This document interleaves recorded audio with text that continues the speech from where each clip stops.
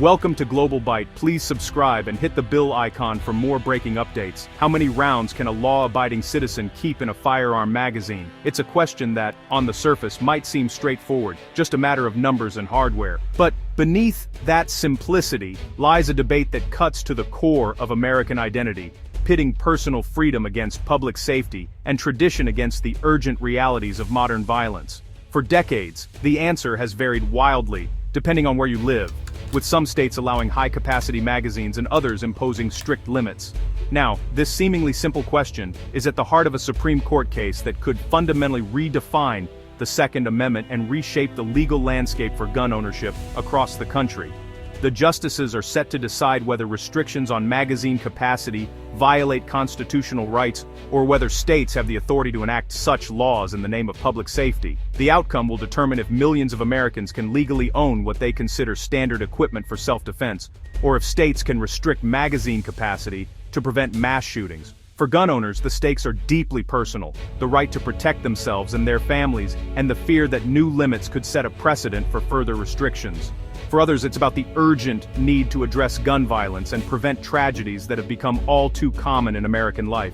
The ruling will either uphold or dismantle laws in over a dozen states, making this a pivotal moment for gun rights and public safety.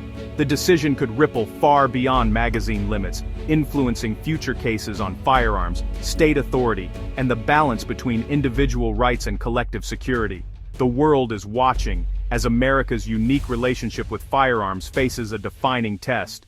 International observers, legal scholars, and everyday citizens alike are waiting to see how the U.S. will navigate this crossroads, one that could set a global example, for better or worse, on how democracies handle the tension between liberty and safety.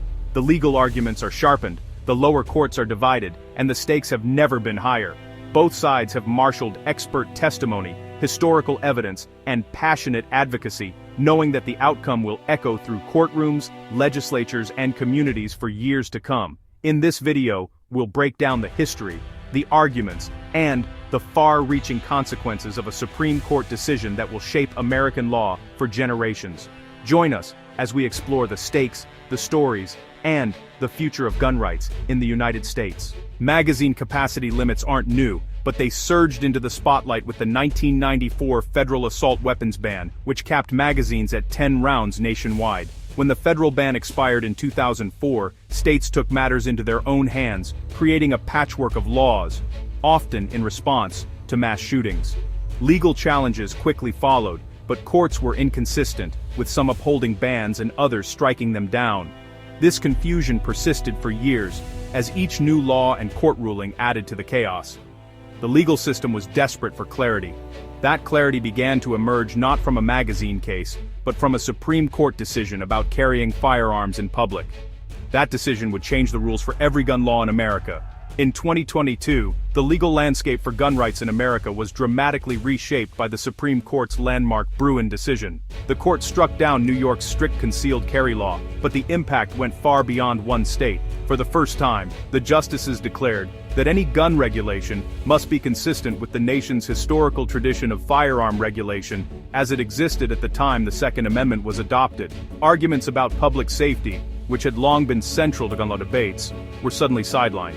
Now, courts had to dig deep into centuries-old laws and historical records to justify modern regulations. The Supreme Court sent a wave of gun cases, including California's high-profile magazine ban, back to lower courts, instructing them to reconsider these laws under the new historical test. The result was confusion and unpredictability across the country. Some judges struck down magazine bans, citing a lack of historical precedent, while others upheld them, interpreting history differently. This deepened the legal divide, leaving states, gun owners, and law enforcement in limbo. The Ninth Circuit's decision to uphold California's magazine ban, even after Bruen, stood out as a direct challenge to the Supreme Court's new framework, fueling even more debate and uncertainty.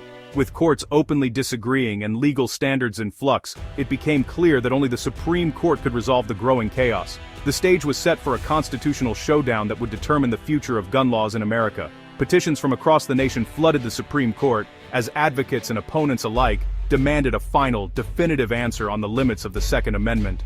The Supreme Court is now weighing three key cases: Duncan versus Bonta, California; Gators Custom Guns vs. Washington and Viramontes vs. Cook County. Duncan challenges California's decade-old magazine ban, a case that's bounced between courts for years. Gators takes on Washington's 2022 law, with the same legal team that won Bruin now fighting to defend their victory.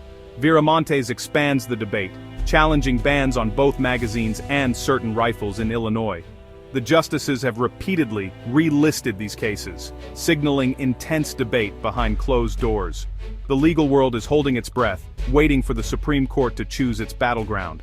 The core question: is a magazine a protected arm under the Second Amendment, or just an accessory? States argue magazines are components, not weapons, so bans don't violate the Constitution. Courts like the Ninth Circuit have agreed, saying a firearm still works with a 10-round magazine. Gun rights advocates counter that magazines are essential. Without them, many firearms become single-shot weapons. They argue that if states can ban magazines, they could ban any critical part, gutting the right to bear arms. The Supreme Court's answer will decide if states can regulate firearm components piecemeal, or if magazines are protected as part of the firearm itself. If magazines are arms, states must prove their bans fit with historical tradition, a high bar. If not, states get broad power to regulate. Petitioners lean on the Supreme Court's Heller decision, which protects arms in common use for lawful purposes. They argue that tens of millions of Americans own hundreds of millions of magazines holding more than 10 rounds, making them standard, not exceptional. By calling magazines accessories, lower courts are, in their view, dodging the common use test. Petitioners warn this logic could let states ban any essential firearm part. They also challenge the historical record, saying there's no tradition of banning firearms or components based on capacity. 27 states back this view, accusing courts of using weak historical analogies to justify modern bans. Petitioners add a Fifth Amendment claim: California's law forces owners to surrender property without compensation, amounting to an illegal seizure. The challenge is multi-pronged: Second Amendment history and property rights.